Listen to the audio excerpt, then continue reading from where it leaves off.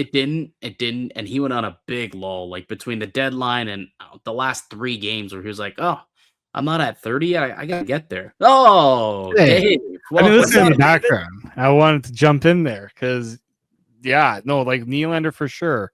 Like, but that's the thing, David. It's like you look at Berube and his future and this team and everything's going on. You've got Nylander here for a long time. He's a very important part of this. How do you repair that relationship that seems to not be working all the time?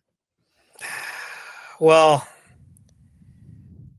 you have to let your core players part of how you want to play, and there has to be buy-in, right? And if there isn't buy-in, then you have to make a decision to move on or not, depending on what you've decided. That's going to be a decision for the new boss and the head coach that's hired by the new boss, right? Like that's really it. And so the other thing too is like, yeah, tight defensive play works, but like you're seeing younger guys coming into the league and just making the game faster. Like really, like I always kind of looked at when Kyle Dubas was GM of Toronto and how he built this team and how he got criticism for it, and where he's kind of going all in skill, all in on skill, I should say. I don't think he was necessarily wrong. I just felt he was early. Like I do think as these players, like you're going to see a lot more Macklin Celebrinis as this evolves and like the sport evolves, and the game is just going to be so fast that the thing is the guys that are like, mutants out there, like they can skate now too, is the thing. Like guys like McKinnon, like he's a big guy. He's a massive dude. He can skate. He's skilled.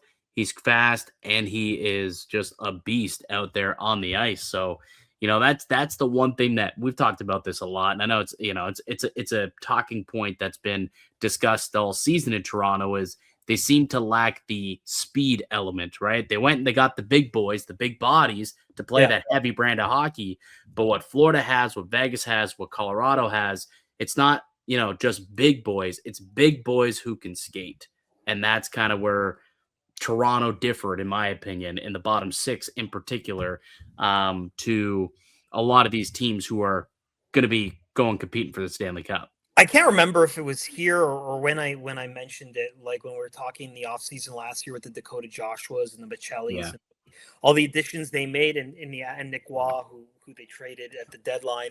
But when I looked at those additions and I looked at everything for this team, I remember thinking to myself, this roster, if it makes the playoffs, has potential. Like, because those are the type of guys you need in the playoffs when there's no space out there. Yeah. Like, maybe not Michelli, but some of the other guys, right? Like, especially Waugh. But the concern was they got to get there. Like, that was always the concern. And there's a hole on points, and there's a hole on some of the free flow of the game that occurs in the first half of the season where tight checking defensive doesn't win. It's like they say defense wins championships, but they never say defense wins regular season. Like I've never heard that expression. Like that's the point, right? Like that's what we're hammering through is that you can the game is going to get faster and defense will be a part of it as space does run out.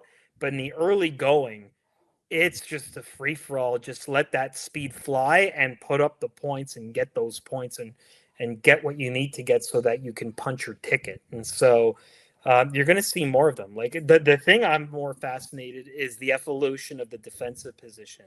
Like you're seeing, like, I think it's just maybe 5-10 years where you're going to see more than half the teams have a Quinn Hughes, Cale Makar type, Matthew Schaefer type. Like there's just going to be more of them.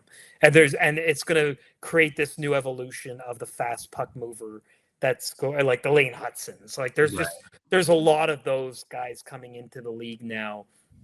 Someone that the Leafs don't have. And I remember even when Sheldon Keefe put Mitch Marner on the point, he was kind of raving about Cale Makar making that point where it kind of made him think, if I had Mitch Marner be a Cale Makar, that would actually make us a more complete team. Like that was kind of what it looked like because it was kind of the evolution of that spot. So you're just going to see more of that in the NHL, I think, in the future. And also Leafs trying to not get outshot 16-4 in the opening frame, like we saw every night. almost every game. Yeah, it was rough. Like, it was rough. Yeah. I remember coming out of the Olympic break, I thought, okay, the rest, all that stuff, they're 6 points back. Things could change. They could start feeling good about themselves. And it was a soft schedule. Like, that was a really soft schedule. Tampa, Florida, Ottawa to come out of it. Teams that they had to like get points on to get above them in the rank. Like, the Rangers were in there. I think the Devils were in there, and they just couldn't get it done. They just were not able to win any games, and it sunk them. Absolutely. And it was all those first periods too. Like the Tampa, Florida, those first periods looked awful. Oh.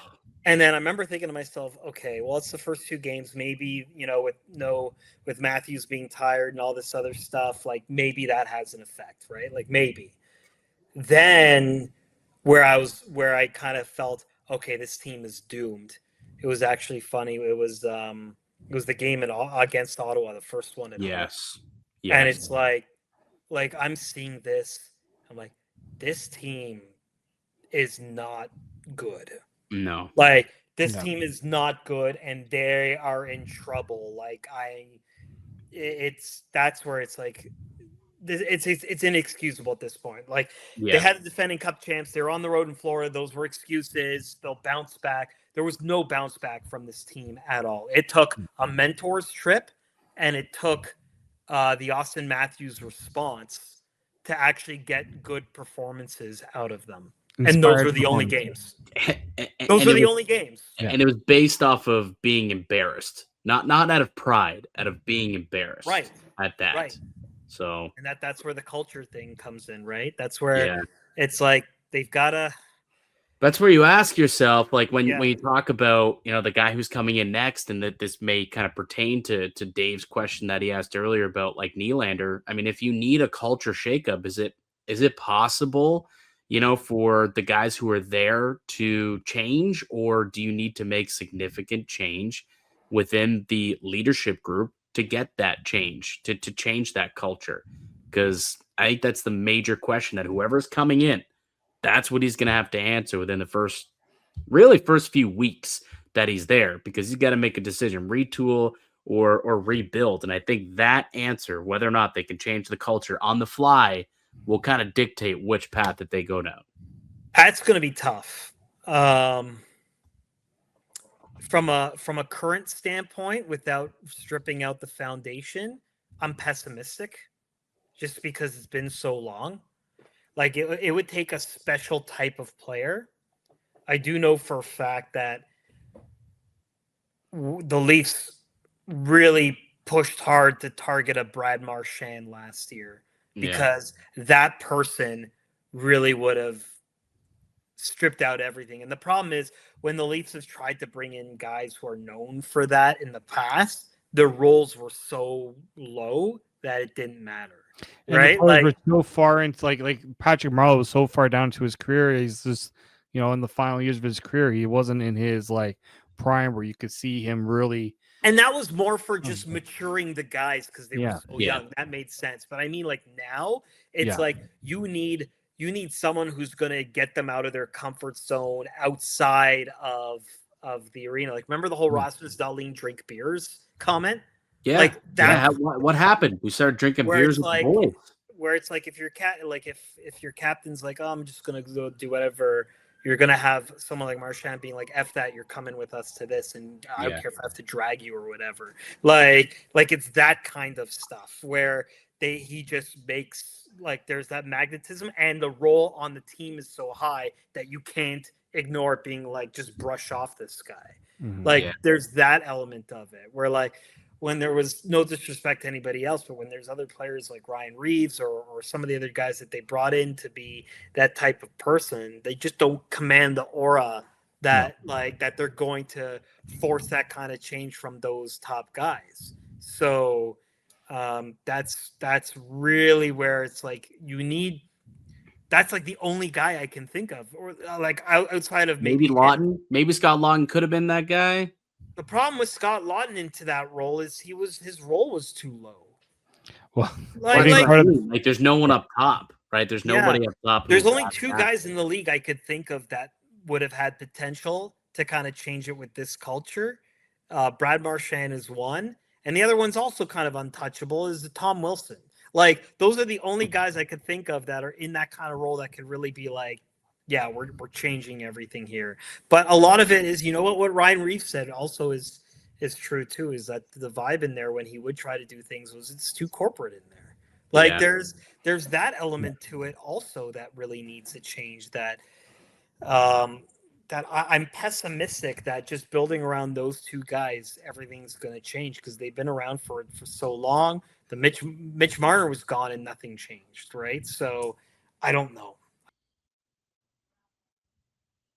There's nothing like being in an NHL arena. The crowd, the energy, the moment. Getting tickets, though, that part hasn't always been so simple. That's why Game Time has been the go-to ticketing app for sports fans without the hassle. It puts the advantage back where it belongs, with the fans. You pull up your app, you can pick an upcoming NHL game and have tickets locked within minutes. You love seeing your all-in prices up front. No surprise fees at checkout, and they're great last-minute options. You can get tickets super cheap and at solid prices. Everything feels quick, intuitive, and stress-free from start to finish. Take the guesswork out of buying tickets with Game Time. Download the Game Time app, create an account, and use the code LOCKEDON for $20 off your first purchase. That's code LOCKEDON for $20 off. Download the Game Time app today. Remember, it's gametime.co, not .com. Today's episode is brought to you by Rougier. The NHL playoffs are here, where every shift matters, every moment is intense, and the pressure is at its highest. And just like performance matters on the ice, it matters off the ice too. That's where Rougier comes in. Rougier offers treatments designed to help you get ready and stay ready when it matters. Their top option, Rougier Ready, combines clinically proven ingredients in a simple mint that dissolves under your tongue. It works fast, often about 15 minutes, and can last up to 36 hours.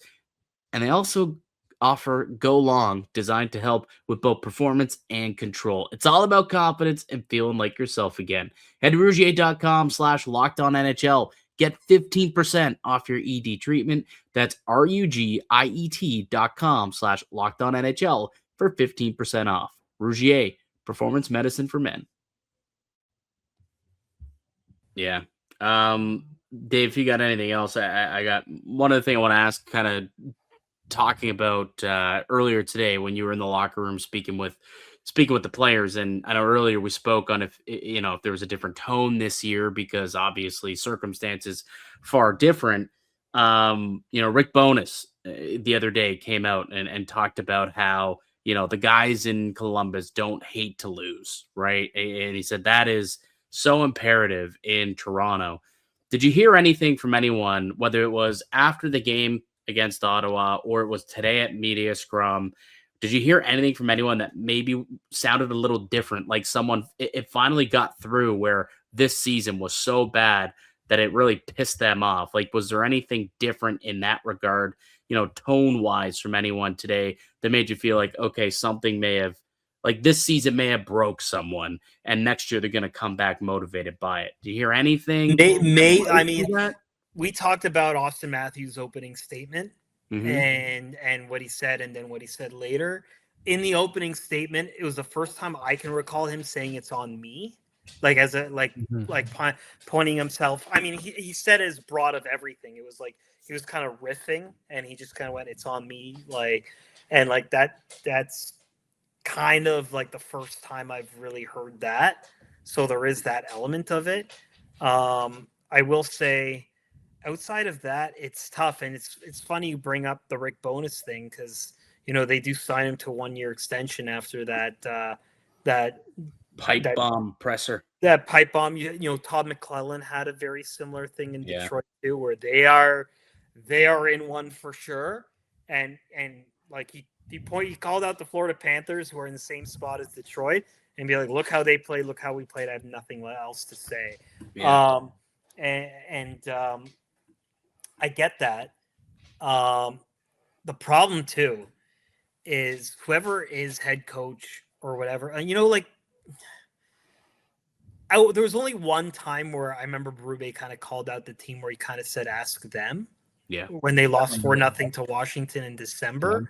But outside of that, there wasn't anything where he kind of did anything to kind of bench star players when they weren't playing well, or do anything where the actions kind of made you feel like anything was resonating or something was going to change or he did something.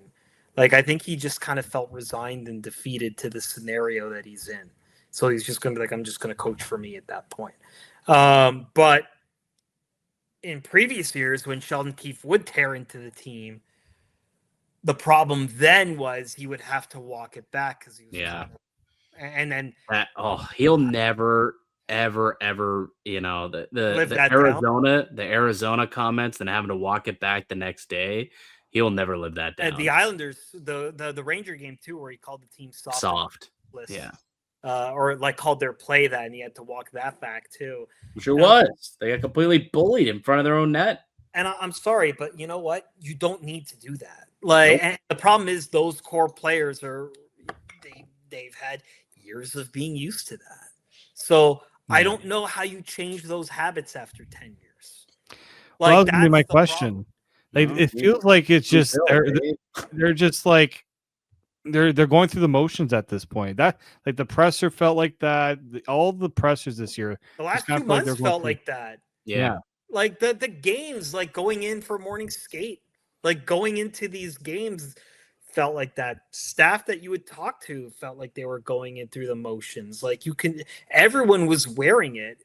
The only difference was this is the first time in a decade where they're kind of wearing it. I talked to some staff from other teams where, like, the mood changes when your team's not playing well. And when this is the first time you're going through it in a regular season like this, where you haven't really kind of felt it before, it's hard to hide. It really is. Now, some teams who've gone through it before, they built up that callous.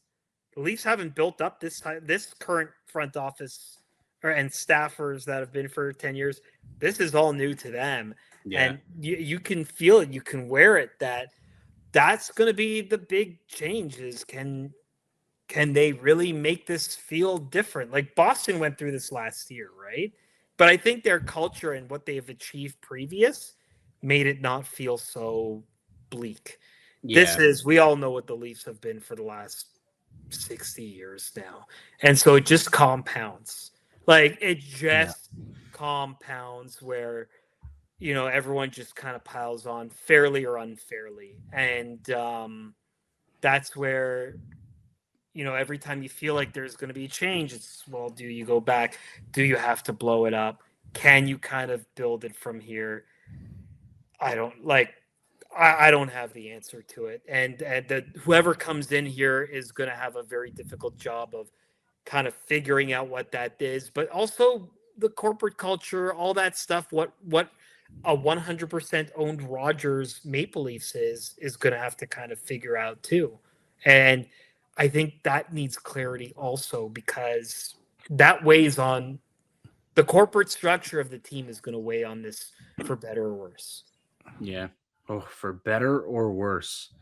Wasn't that a line from the you can point to positives. The Blue Jays are 100% owned by Rogers, and look what they did, right? And there was negative sentiment and all that stuff too. Like, it could change. Like, it could change easily. It just takes ambition and an attitude to change things. And unfortunately, what I think for the Leafs right now is there's a lot of transition. Like, Keith Pelly took over as boss at MLSC, and then a month into it, Bell sells its stake to Rogers, and that changes the game. That changes it for him too. Yeah. Right. So right away there's that, and then there's a sunset clause, and that's going to change some things too. And not until there's no change in that regard do I think things kind of are left alone. That's why you saw so much that came out from that Athletic article, because there's so much changing from behind the scenes too. Yeah, it's going to be interesting to see how things kind of play out over the next few months, because, like you said, there's lots of change happening behind the scenes, but we're going to see it all play out, in the front office, on the ice, with the roster. There's going to be plenty of change. This is going to be probably the most significant, Maple Leafs offseason we've seen in quite some time, right? It has to be. Ultimately, it just flat out has to be. And what direction they go in, who's running the ship, it's we'll The find out. lottery is going to be very interesting because I think that's going to change the optimism. If they move up or whatever, that changes the optimism. Look at what, like, the Islanders didn't make it, but like, look how much enthusiasm changed that market when they got a Matthew Schaefer in there and how electric he was for that fan base.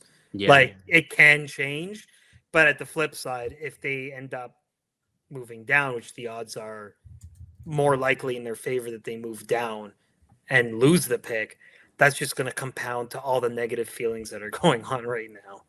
Absolutely. Dave, got any final questions for Dave? Well, I was just gonna say the draft lottery. You brought it up. You want to join us? We're gonna be live streaming it. Oh, yeah. It's quite possible. Keep in touch with it. We'll see. I have to figure out what the media plans are for that because I haven't dealt with that in 10 years. It's been a minute. Well, 10 years ago they did it in Toronto. Now it's a regular thing they do in Secaucus, New Jersey, where the studio of NHL Network is.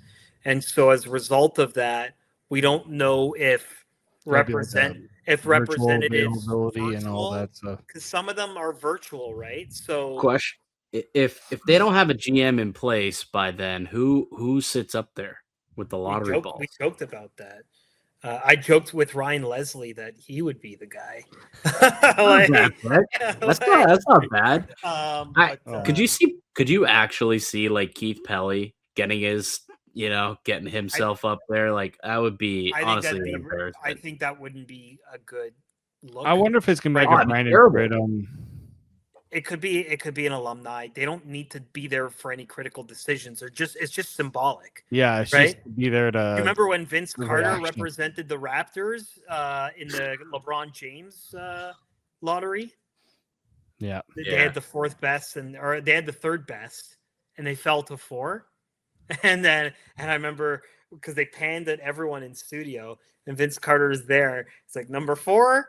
Toronto Raptors, which is like the worst of the way, and then he's just like, well, funny enough, the Islanders didn't have a GM at that point last year, so it was like a pro scouter. Yeah, so it doesn't matter. It doesn't matter because it really doesn't matter. I don't know if that person spoke because usually like media want to speak and get reaction to winning the lottery, right? So there is that element to it. And for the Islanders, that was a crazy pull because it was a 3.5% chance to win. Yeah. So, and then now I think they can only move up one more time in the span of 5 years before they're not allowed to move up again based on the lottery rules. Yeah. But yeah, so it's that's going to be a fun. Oh, actually, no, you know what? The Leafs have been in a lottery. They were in 2010, 2020.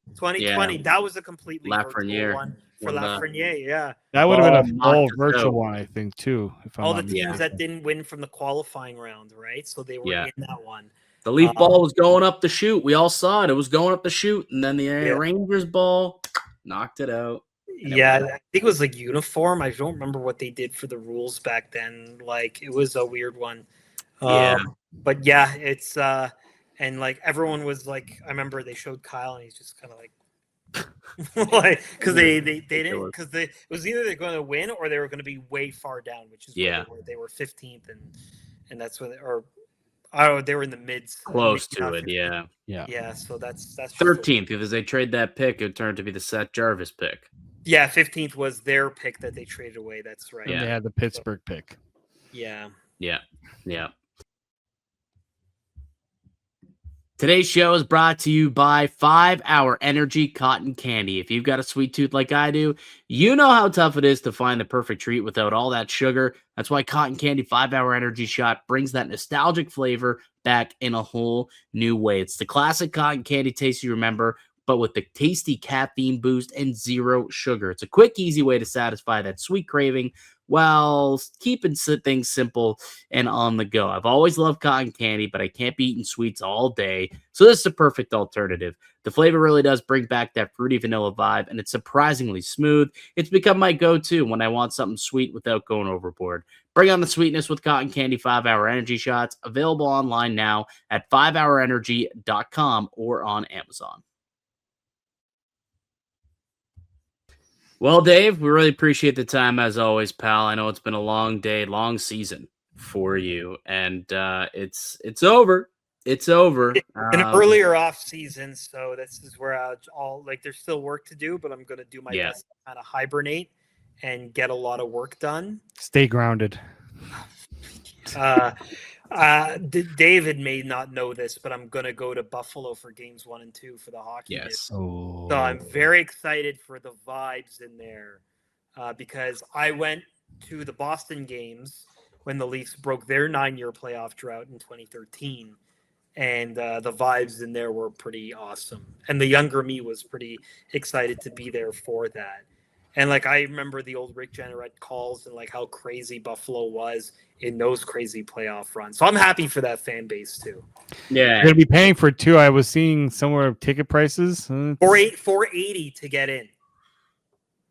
Yeah, he's media. He's getting. I'm not paying. I'm just saying they've already established the like how hot. I will pay the $16 US for the media meal so that the media meal content can continue. Absolutely. That's for me right now. That's the off-season side hustle that's winning over a continent. I'll get yourself a beer sort too. Just find a way to sneak one. Yeah. You watched the Devils one. Oh no, sorry, that was the Sabres. Yeah. I don't think they're going to do anything like that. But the Devils did give me a beer hockey stick, which was really fun. Let our viewers know where they can find your content, not just at the Hockey News, but also on TikTok. Yeah, so at David Alter is the X account for all the day-to-day stuff. But David Alter 35 on TikTok and Instagram for your media meal content goodness. We ranked it up. Good for Ottawa. They came in last place, and they did step it up for the last one. Mark Masters was there early. I got there really late, but Masters always stays in the building because he's a maniac all day. And he sent me a text when he paid for the media meal that the reaction was, David Alter is going to like this one. That was what they said to him. I was just about to say, like, have you ever had, like, I don't know, like a head chef of the media meal? Like, legitimately, like, are you like a celebrity guest almost, where it's like, even go to a really nice restaurant where they know you and like the maitre d' come out, introduce you, hey, or like everyone in the room's like, hey guys, we have a critic in the building, make sure they treat this guy special. The Islanders, when I came earlier in the year, they held up the line so I could record down the line of the buffet. So there was that. Devils PR stopped me before I could even go in, being like, just so you know, our meal's on us tonight. And we also have a few surprises for you. That's where like there was some concession food that I got as well. Like the beer, like a beer and drinks that they kept in the refrigerator for me to have. Maybe teams are beefing up the medium meal. Well, it's funny rolling through because they know Walter's going to be Cuthbert there. Gets really upset because he's just like, well, I can see it can be bought. So and he gets and just everyone's just like these rankings. Everyone's just like, there's just no integrity. I'm like, come on, guys, it's food. Like, just have some fun with it, okay? It's so there is that element of it. A couple more stories that I'm happy to share. While I was in Winnipeg, like they have it upstairs. I'm eating the meal, and the head chef comes out. It's like, David, how's the meal? And I'm like, oh, it's fantastic. And all the Winnipeg media I'm sitting with, where they're like, that's a head chef, whatever. He's like, he never comes out to check how we're enjoying it. So there was that. And then Brad Treliving was talking to a bunch of us, and I'm recording, and he's dumbfounded when he sees me. Like, he doesn't get it or whatever. And when it was explained to him, like, his reaction was, get a hobby. So I was just like, this is my hobby. Hey, Brad, it's 2026. Check out the socials, what these young people are doing. Yeah, so it was funny. It's so funny, like, how people react to it, because they don't get it. And then when they see it kind of getting a following and they see that stuff happen, I'm like, I'm happy you did that, but I'm really happy you did that in front of so-and-so. Who's just not impressed, and that happened, because that just makes my day, because I find it so hilarious. So funny. So there is that element to it. So, and you know what, with how hard this season was to cover in the last month and a half, I got really excited to do these media meals because it was such a nice thing to do when covering the team was really hard to do. Yeah, I can imagine so. Yeah. I can imagine so. Well, obviously, everybody keep checking him out. He's going to be doing his media meals down in Buffalo, and next year. I'm gonna try to do some other sports in the summer too, like just and other venues, because I want to make it a thing where I just use it as an excuse to travel to places where it could be different sports around the world. So we'll see. I was at an Angels game. I was covering the Blue Jays at Angel Stadium. They had not only did they have a great media meal, but their concessions was top notch. It was like a candy store. It was outrageous. It was amazing. I've been to Angel Stadium for the concessions, not the media meal. I saw way better. When everything kind of unlocked during COVID in 2021, and they were allowing you to travel to the States again. I did like 10 days in the United States, and my first day was in Orange County, and it was the same day Shohei Ohtani was pitching against the Jays in 2021. I'm like, I got to see this because I may never see this again, where like a guy is starting pitching and hitting. Who knew he would continue to do this with domination like for years after, but I didn't know how long this was going to last. It was like Ruth in our generation. Yeah, he's the greatest of all time. I think we can comfortably say that at this point. He's two players in one. Oh yeah, he's a Cy Young worthy pitcher and also the best hitter and the NL MVP. It's gross. Yeah. It's really gross what this guy's able to do. Dave, won't keep you any longer. I know it's been a long day for you. You were very gracious with your time here today, so I'll let you get some rest, buddy. But enjoy the playoff. You got a cup pick for us? Give us a Stanley Cup pick before you go. Yeah, so I was plugging in my model. I'm about 4 more teams done, but it's going to be very boring. I have Vegas, Carolina in the Cup final with Vegas winning the Stanley Cup for the second time. You have Mitchell Marner hoisting Lord Stanley mid-June. I did not have that games ago, but it's towards the late coaching change factor. Dude, the way they've been playing 8-1 since the coaching change. Yeah, like the way they've been playing, it's not even that they're winning; it's that they're dominating the opponents. Yeah, too. Like what a novel idea, changing the coach to change things up in a struggling season. And the funny thing is, I don't know if you saw that interview he did with Eric Johnson on the bench. Yeah, and like the number one thing he said, he's like, I'm not doing anything. I'm just like unlike other places where you kind of have to. I'm just there to direct them, but I'm really hands off. Yeah. And that shows you like the difference in parallel that they had under Cassidy versus now. Maybe Cassidy's the right person for Toronto. Who knows? Could be. I mean, we know it's not DeBoer. Cassidy, I guess, would be the most senior guy who's out there, or, in terms of a veteran coach. We know Sonny Meta's not going to be the GM. He's now signed in New Jersey. So lots of questions, and we've got lots of time to answer it with an extended off season here in Toronto for the first time in a decade. Dave, though, will not be taking much of a break. I know he'll be pumping out articles on the Hockey News each and every day and pumping out content as well on X and, of course, Instagram and on the TikToks. Dave, really appreciate your time as always. Thank you very much, guys. Always appreciate being on. Absolutely. David Alter, the Hockey News. Well, thanks once again to David Alter. Very gracious with his time. He had a lot to say. It was a long season for all of us, including Dave, who's on the daily beat. So we really do appreciate Dave for taking the time there. It was an interesting locker cleanout day. I would say. I know that the few things that I took away from it, obviously.